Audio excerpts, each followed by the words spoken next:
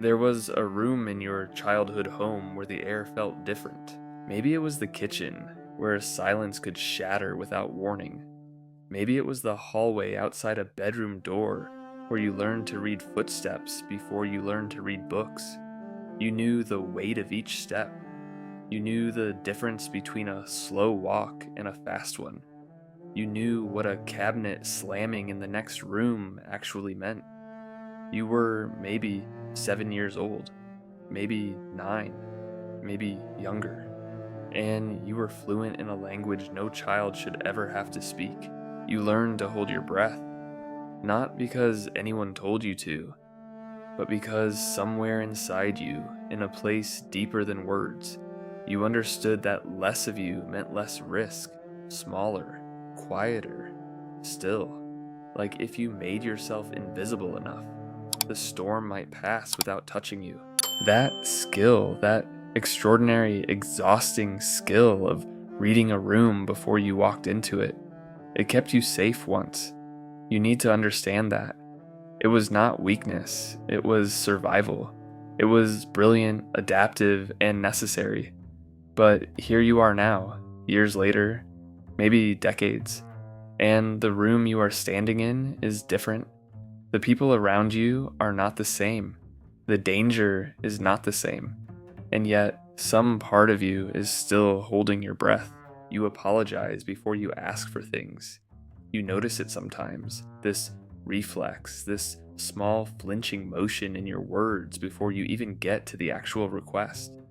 Sorry to bother you, but this might be a stupid question, but I don't want to be a burden, but you soften yourself before anyone else gets the chance to. You are good at noticing what others need before they say it out loud.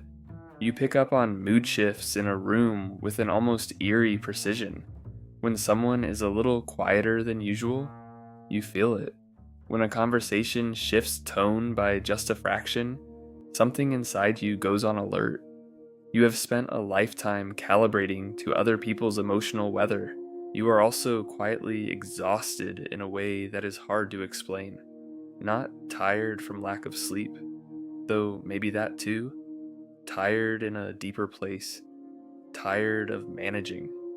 Tired of performing okayness. Tired of carrying things that were never yours to carry in the first place. You might be someone who overthinks decisions that other people seem to make effortlessly. You second guess yourself after conversations that have already ended. You replay things you said 3 days ago, wondering if you upset someone without meaning to. You are, in some invisible and relentless way, always on trial in your own head. And here is the part no one tells you. You are also probably quite good at life in many ways.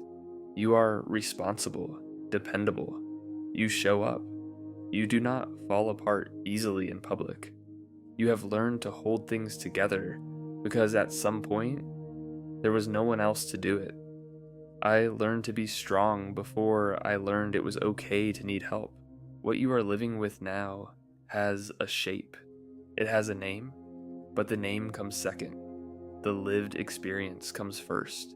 Imagine a child who grows up in a home where love is conditional, not love that is withheld entirely, because that would almost be easier to make sense of, but love that comes and goes depending on behavior, mood, performance, compliance. Love that feels like weather, unpredictable, sometimes warm and sometimes devastating. That child learns something profound and deeply damaging, that they must earn safety. That closeness is not a given. That belonging requires constant maintenance. Psychologists have a name for the environment that produces this pattern. They call it an emotionally unpredictable home, or more clinically, a home with low emotional attunement. Attunement is the experience of being truly seen and responded to consistently by a caregiver. When it is absent or erratic, children do not simply feel unloved. They develop entire systems of compensation. They become hypervigilant. They learn to manage the emotions of adults around them, to regulate their own sense of safety. Some children in these homes become the family peacemaker. They mediate, soothe, de escalate. Psychologists call this parentification when a child is placed, consciously or not, in an emotional caretaking role meant for an adult. The child becomes responsible for the emotional climate of the home, for a parent's happiness, or a parent's anger, or a parent's pain. Other children shrink. They disappear into perfectionism, into achieving, into being the easiest possible version of themselves. They learn that being low maintenance earns them peace, and so they practice over and over the art of needing nothing. Still, others externalize. They push out, act out, fight back. These are often labeled the difficult child, the troubled one. But what they are, in reality, is a child whose nervous system was so overwhelmed that the only outlet it found was outward expression. The anger was always grief wearing a different coat. What all of these children share, regardless of which strategy they chose, is this: they developed survival responses that were brilliant for then, and that are breaking them now.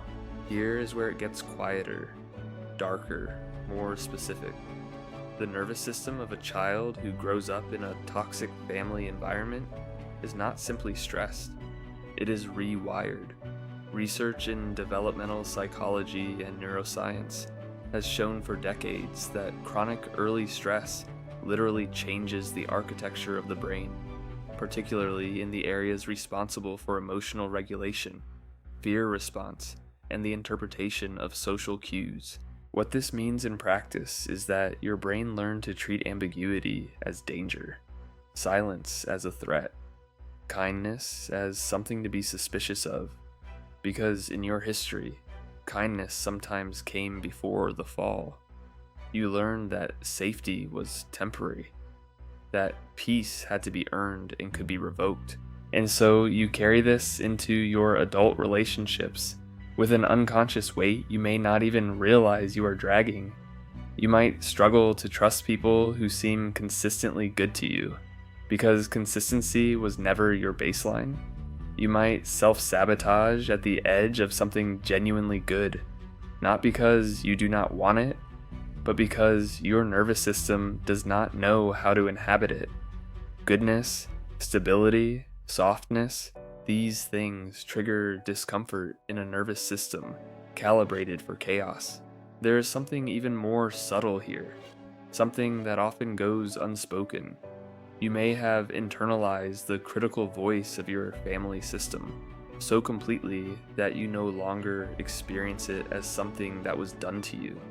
You experience it as your own thoughts, the voice that says you are too much, or not enough, or that your needs are inconvenient, or that wanting things is selfish.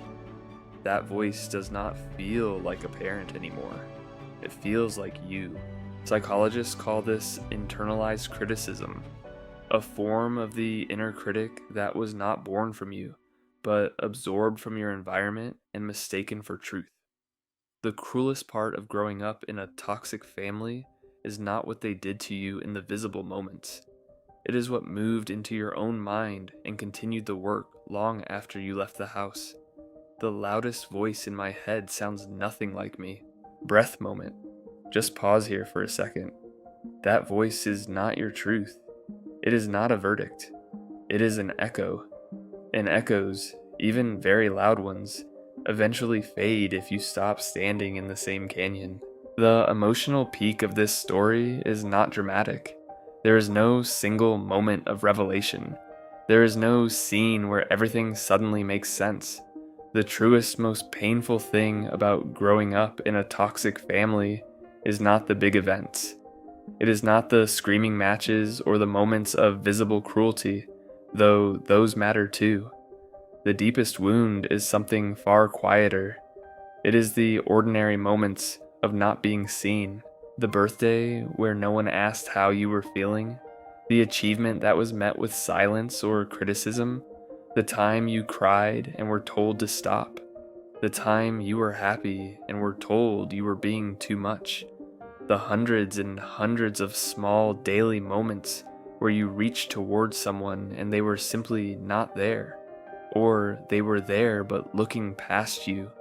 Or they were there and what you got back was shame instead of warmth. Children are not broken by the dramatic. They are broken by the accumulative, drop by drop over years, until the vessel that was supposed to be filled with a sense of self-worth is instead filled with doubt. And the thing about doubt that has been with you since childhood is that it does not feel like something that happened to you. It feels like something that is true about you. That is the lie. That is the most important thing to understand. I spent 30 years thinking something was wrong with me. I was only just learning that something was wrong with what I was taught. The hunger you have for reassurance, the difficulty you have resting without guilt, the way you feel vaguely responsible for other people's moods, the way you sometimes feel like a stranger to yourself. None of that is a character flaw. Every single bit of it is a wound that learned to walk. And now, the turning. Not a fix, not a solution. A turn, like a plant bending slowly over many days toward a light source it is only beginning to trust. The first thing that changes is not behavior. It is perception. Before you can do anything different, you have to begin to see clearly what happened, not to assign blame, though accountability matters, but to understand the mechanics of how you were shaped.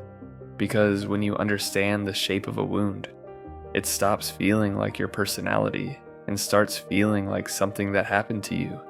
And things that happen to you can, with time, be worked with. There is a practice that many people find quietly transformative, and it is not a technique so much as an orientation. It involves sitting with the younger version of yourself, the child who held their breath, who learned to read footsteps, who made themselves small with something they rarely received, compassion without conditions. Some people find this through writing. They write letters to the child they were, not to fix that child or tell them everything turns out okay, because that can feel hollow, but to simply witness them, to say, I see what you were carrying, I see how hard you worked, I see how alone you felt, and I am sorry no one said this to you then. This is what depth psychologists call inner child work, not as a metaphor, but as a genuine psychological process of reparenting yourself, giving the internal parts of you that were neglected or shamed the consistent, warm presence they never had. It is slow, it is not linear, and it requires a particular kind of patience with yourself that you may have never been modeled. There is also something called shadow work, which sounds more dramatic than it is. It simply means turning toward the parts of yourself you were taught were unacceptable. Your anger, which was probably labeled as bad. Your needs, which were probably labeled as burdensome. Your sadness, which was probably labeled as weakness. The parts of you that went underground because expressing them was not safe. Those parts did not disappear. They learned to express themselves sideways, through self-sabotage, through rage that comes out of nowhere, through the way you shut down sometimes in the middle of an intimate moment, through the way you cannot ask for help even when you are drowning. Healing is not becoming someone new. It is becoming someone you never got to be the first time. The path forward is not about becoming a different person. It is about expanding the permission you give yourself to be a full one. Breath moment again. You do not have to do all of this at once. You do not have to rush toward healing like it is a deadline. There is no test at the end of this. Here is where the script lands. Not with a resolution, because the truth is that this kind of healing does not resolve. It evolves. It deepens. It sometimes circles back. But there is something worth saying about where you are right now. Right now, in this exact moment, You are doing something that your childhood self never had the words or the permission to do. You are paying attention to your own experience. You are letting yourself be seen, even if only by your own listening. That is not nothing. That is, in fact, the beginning of everything. The things you carry from a toxic family are real. The patterns are real. The ways they show up in your adult life are real and sometimes genuinely painful. You are not imagining it. You are not being dramatic. You are not too sensitive. But here is what is also true. And this is not meant as a consolation or a silver lining, because this is not that kind of story. What is true is that the very sensitivity that made you vulnerable also made you perceptive. The vigilance that exhausted you also gave you an unusual capacity to read people, to feel deeply, to notice what others miss. The empathy you developed out of necessity became something genuinely beautiful, even when it was not chosen. You did not get to choose the conditions you grew up in. You do not get to go back and undo them. The room with the difficult air is still part of your history, and it always will be. But the story of what you do with that history is still being written. You are not your family's patterns. You are not your first language of fear. You are not the smallness you learned in that hallway. You are, among other things, a person who survived something that required real strength, who felt things deeply, who kept going in the absence of the scaffolding you deserved. The question now is not whether you can become someone who never had these wounds. The question is whether you can become someone who carries them differently, with more gentleness toward yourself, with more willingness to sit with discomfort instead of running from it, with more openness to receiving what was never freely given to you before: softness, consistency, rest, care. None of that happens all at once. Some days you will slip back into old fluencies, the breath holding, the apologizing before you ask, the reading of rooms that are no longer dangerous. That is not failure. That is what it looks like to be human and healing at the same time. There will be relationships that feel familiar in the wrong ways, and you will need to learn to notice the difference between comfort and repetition. There will be moments of genuine connection that feel terrifying precisely because they are real. There will be days when the old voice is very loud and the new one is barely a whisper. Stay with the whisper. It knows more than it sounds like it does. You are allowed to take up space. You are allowed to need things. You are allowed to stop earning your own presence in every room. And on the days when that feels impossible to believe, which will happen, which is okay, remember this: the very fact that you are here, paying attention, letting these words find you, means some part of you has already decided you are worth understanding. That part of you is not small. That part of you is not fragile. That part of you has been waiting a very long time for you to listen. The room with the difficult air is part of your story, but you are the one still writing it. And somewhere in the quiet between one breath and the next, you are learning, slowly and imperfectly and beautifully, to finally let yourself exhale